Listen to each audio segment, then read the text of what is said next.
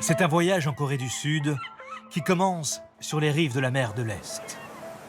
Skyline est lancé, immenses plages urbaines, 3,5 millions d'habitants, Busan est la deuxième ville du pays. C'est ici que vit Barbara Clodon-Yoon, 30 ans, une Française mariée à Yeon Sok, un Sud-Coréen. Il fait beau aujourd'hui, même plus chaud, mais pas trop ensoleillé. Et regarde la vue. C'est l'une des attractions phares de la ville. Des petites capsules colorées qui ont remplacé les anciennes lignes de train industrielles. Elles sont aujourd'hui très appréciées des Coréens pour leur côté très photogénique. Tout est fait pour être instagrammable. Donc il faut que ce soit joli, mignon.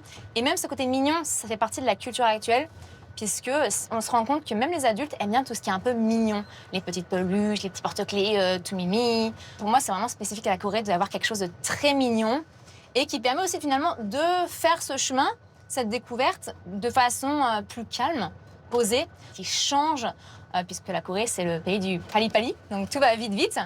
Donc là, on prend vraiment le temps d'apprécier, en fait. Prendre le temps d'apprécier et de contempler. Comme ici, dans ce temple bouddhiste. Au pays du matin calme, celui-ci est considéré comme le plus beau de Corée. La légende raconte qu'il fut construit au XIVe siècle, en bord de mer, pour stopper les sécheresses, et la pluie s'est mise à tomber. Trouver la paix, l'amitié et l'amour à la maison. Ah, donc on a un célibataire qui est passé par là. Hein. Depuis, habitants et visiteurs, croyants ou non, viennent y déposer par milliers leurs vœux. En fait, c'est toujours joli de regarder un petit peu les prières de tout le monde. Enfin, sans ce côté trop indiscrétion, mais c'est toujours sympathique en fait de voir finalement, peu importe la langue, tout le monde soit toujours la même chose. La paix, le bonheur, l'amour.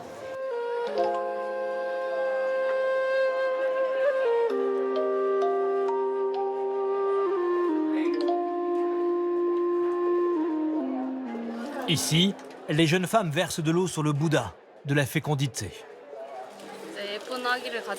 On aimerait un bébé beau et en bonne santé. Et on m'a dit que si on venait prier ici, notre souhait serait exaucé. Et dans un pays où, dès le plus jeune âge, la compétition scolaire fait rage, voici les dieux de l'école. Donc ici, on a les bouddhas de la réussite scolaire. Donc quand il y a des contrôles ou examens, c'est rempli d'offrandes. Pas forcément que d'argent, hein. Notamment lors du bac. Et c'est rempli de bonbons, de gâteaux. Moi, par exemple, quand je passe des examens, je dépose aussi mon petit truc, mon petit billet ici pour me porter chance. Ah oui, pourquoi? Je sais pas, comme c'est le folklore aussi coréen, je trouve ça sympa. Et puis j'ai réussi toujours mes examens, donc du coup, je me dis, ça marche, donc on y va.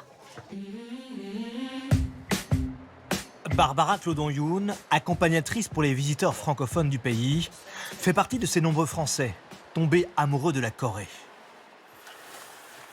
Au point de se faire régulièrement confectionner les tenues traditionnelles du pays, qu'elle modernise à sa façon.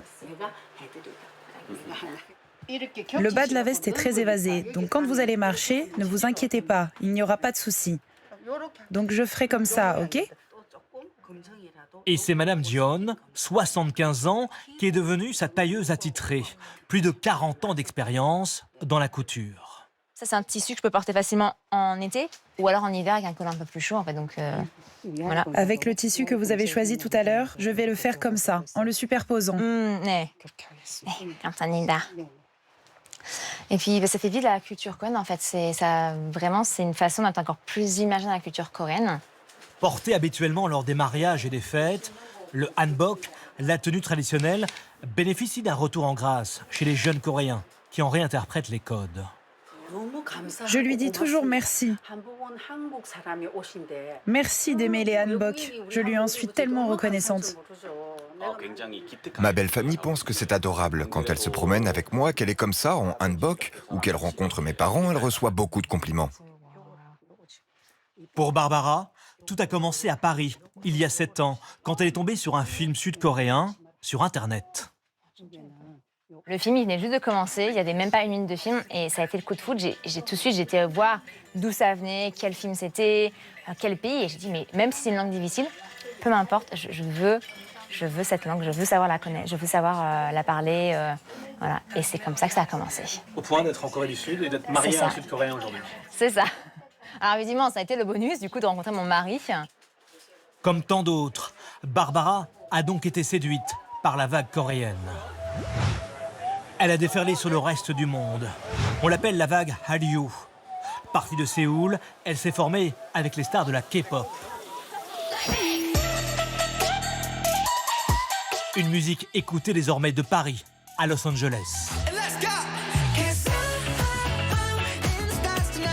Une vague qui a grossi avec la K-drama.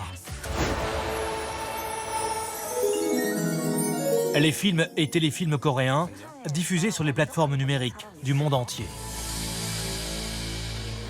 Et la vague a explosé avec la K-beauty, l'industrie coréenne de la beauté. 넘버원 커버로션.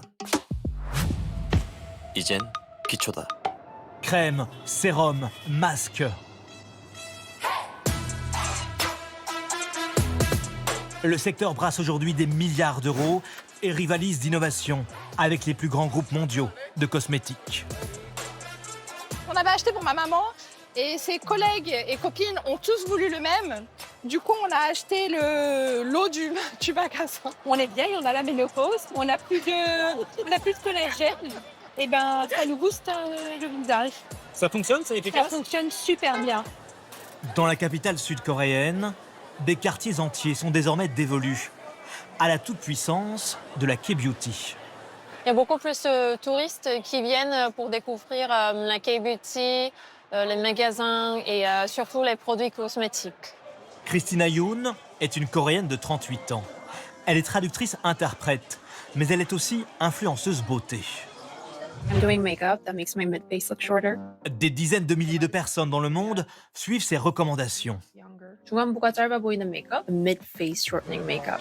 Car le pays a imposé un classique devenu mondialisé, la fameuse routine coréenne des soins du visage. Donc là, par exemple, ils disent que c'est un masque au caviar. Oui, il y a d'autres types. Vous voyez, hydrocéranol, c'est plus hydratant, mais c'est le même concept. Partout, un seul et même objectif, une peau et un visage rajeunis. Et donc ça, c'est quoi? Ça, c'est une bande pour le lifting. C'est quoi? C'est un bout de plastique qu'on met Oui, c'est ça. autour du cou. Oui, le lifting, la bande lifting. Donc c'est pour en gros faire en sorte que la peau soit Oui. tirée. Oui, c'est ça. Du coup, je le fais pendant 20 minutes avant de dormir. Et après, c'est vrai que mon visage n'est pas du tout gonflé. Hein. Il y a beaucoup de K-pop idols qui utilisent ça. Pour Christina Yoon, cette obsession de l'apparence en Corée du Sud, d'une peau claire, uniforme, lisse, vient évidemment de l'influence des stars de la K-pop. Mais il y a aussi pour elle quelque chose de plus profond, lié à la nature même de la société sud-coréenne. Notre société reste très compétitive, ce qui concerne même le travail, l'école, l'éducation. Dès mon plus jeune âge, j'étais toujours dans une ambiance assez serrée pour réussir dans une compétition.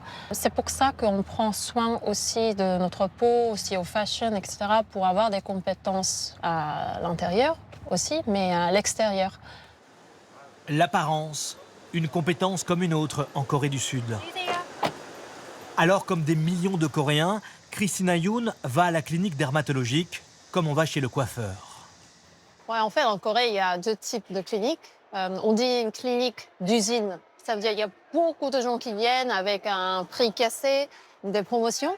Et aussi, il y a des cliniques personnalisées, sur mesure, on va dire. Et ce sont souvent ces cliniques qui proposent les derniers traitements à la mode. On a préparé ces deux produits pour vous aujourd'hui, que vous pouvez mettre après votre produit anesthésiant. L'un des soins high-tech popularisés par la Corée du Sud, c'est celui à base d'ADN de saumon. Il y a des gens qui disent que c'est le sperme de saumon, mais c'est pas du tout ça. C'est très, très efficace pour la régénération de la peau. Du coup, moi aussi, et beaucoup de femmes le font régulièrement, par exemple une fois par 3 mois, et c'est devenu très, très populaire dans le monde entier. Et les innovations dans le secteur ne semblent connaître aucune limite. Ce jour-là, Christina tient à tester l'un des derniers nés du marché sud-coréen. Un traitement à plusieurs centaines d'euros qui fait polémique, car il est fabriqué à base, tenez-vous bien, de tissus humains prélevés d'hommes et de femmes décédées. Le dermatologue injecte le produit à l'aide d'une quarantaine de petites piqûres. C'est un produit fabriqué à partir de peau humaine donnée par des donneurs décédés. Les cellules sont retirées pour ne conserver que ce qu'on appelle la matrice qui structure la peau, notamment avec du collagène et l'élastine. C'est ce qu'on injecte ici dans la peau. Où s'arrêtera la course à la peau parfaite en Corée du Sud? Certains médecins refusent d'utiliser cette technologie détournée de son usage originel, la chirurgie pour les grands brûlés par exemple. On s'inquiète pour une question morale parce qu'ils sont des donneurs pour... Ils ont donné pour les gens qui ont besoin d'une restauration chirurgicalement. Et comme ça s'utilise pour la beauté aujourd'hui, je pense que ça pose un problème.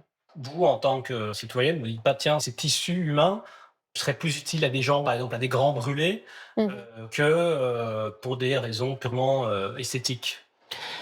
Je ne suis pas experte en chirurgie esthétique, mais je pense qu'il y a une raison quand ça passait aussi à la dermatologie.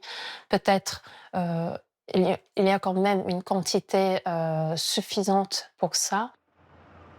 La vague coréenne ne s'arrête pas à la K-beauty.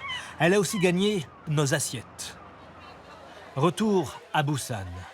Nous retrouvons Barbara Clodon-Yoon et son mari dans l'un des temples de la cuisine coréenne. Le marché de Jagalchi, le plus grand marché aux poissons et aux fruits de mer de la Corée du Sud. Alors là, comme vous pouvez voir, nous avons plusieurs bassins d'anguilles. C'est un poisson qui est très apprécié en Corée, notamment en été. On va le manger en barbecue, puisqu'on considère que ça apporte tous les minéraux qu'on perd en transpirant. Là, nous avons les toutes petites pieuvres, et en fait, la spécialité, voilà, c'est de couper un des tentacules quand c'est vivant. Voilà, ils vous le coupent vivant, et donc après, la spécialité, c'est dans un petit plat, ils vont huiler les petites bouts de pâte qui bougent, avec de l'huile de sésame, des graines de sésame. Oh mon Dieu! Et ensuite, vous le dégustez. C'est bon? Je n'y touche pas. Ici, ce sont majoritairement des femmes qui vendent le poisson. Historiquement, dans une Corée du Sud alors très pauvre, les hommes partaient en mer. Là, j'ai du crabe. Tu veux que je t'en sorte un? Le voilà. Sinon, j'ai aussi des crevettes qui viennent d'une île du sud-est. Elles sont très bonnes, vraiment délicieuses.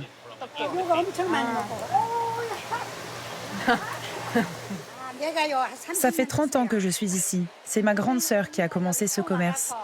Elle s'est installée et je l'ai rejointe. J'aime vraiment ce travail. Je reçois tous ces produits de la mer bien frais. Moi, je les vends et ça me rend heureuse. Ici, comme souvent sur les marchés coréens, on achète ces fruits de mer encore vivants que l'on peut aller faire cuisiner directement à l'étage. Nous y découvrons ce qui s'apparente à une immense cantine. Ce midi, des centaines de Sud-Coréens partagent le repas du dimanche dans ce lieu simple et populaire. Moi, je fais du riz sauté avec du crabe. On met le riz comme ça, dans la coquille. Ça coupe, ça mijote, ça cuit. C'est l'un des hauts lieux de la cuisine coréenne. Je vais goûter leurs mots. On a ici du wasabi et une petite sauce soja, et nous on les mélange. Et ça, c'est la sauce légèrement pimentée avec du vinaigre. On prend la sauce qu'on préfère.